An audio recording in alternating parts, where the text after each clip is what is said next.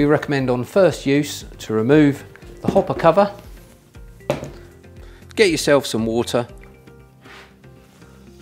and pour it into the hopper.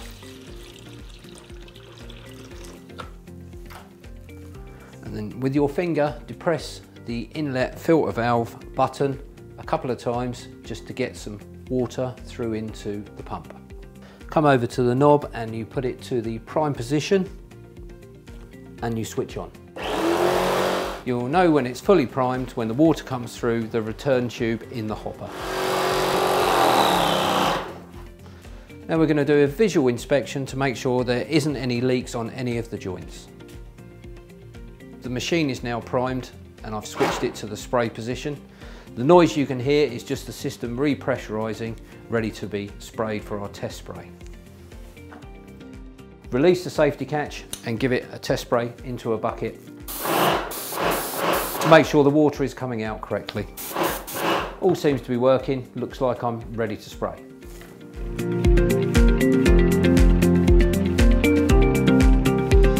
With the Wagner airless paint sprayer, you can use most paint types and brands. You don't need specialist sprayable paints.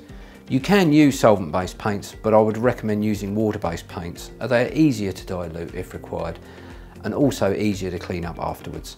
Using paint at room temperature makes them easier to mix and spray.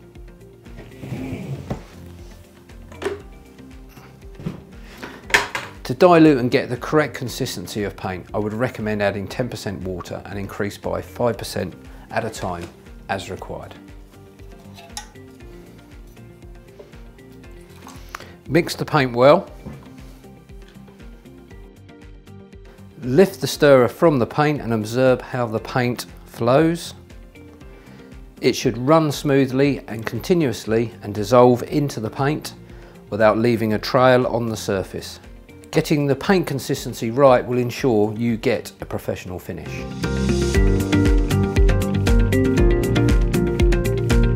Pour in up to 5.5 litres of paint. We are using Caparol just to demonstrate spraying onto different surfaces. Wipe any drips with a brush or damp cloth. Attach the lid to prevent anything falling into the paint. Then prime the machine, ready for spraying. You can see the paint coming through the return pipe. The machine now is ready to spray. I'm going to put on the safety glasses now. Just going to check that the gun is on safety and the tip is facing in the direction you're going to be spraying. Now I'm ready to do my test patterns on some cardboard. As you can see, we have an even and consistent fan pattern. The key to a good paint finish is an even coat over the entire surface. This black background highlights the excellent coverage and control. Now we're going to spray left to right. Using even strokes and moving your entire arm back and forth, don't flex your wrist. You need to keep your arm moving at all times and keep a constant speed and equal distance from the surface. The best spraying distance is 25 to 30 centimetres between the spray tip and the surface.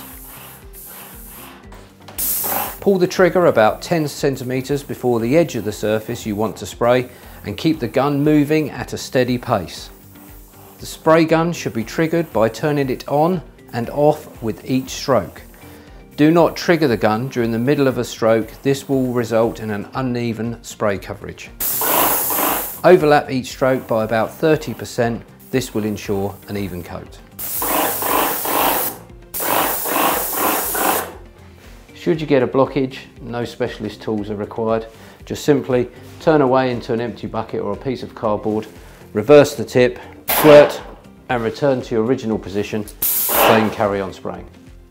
If you've masked up the skirting, this is the type of straight line you can achieve.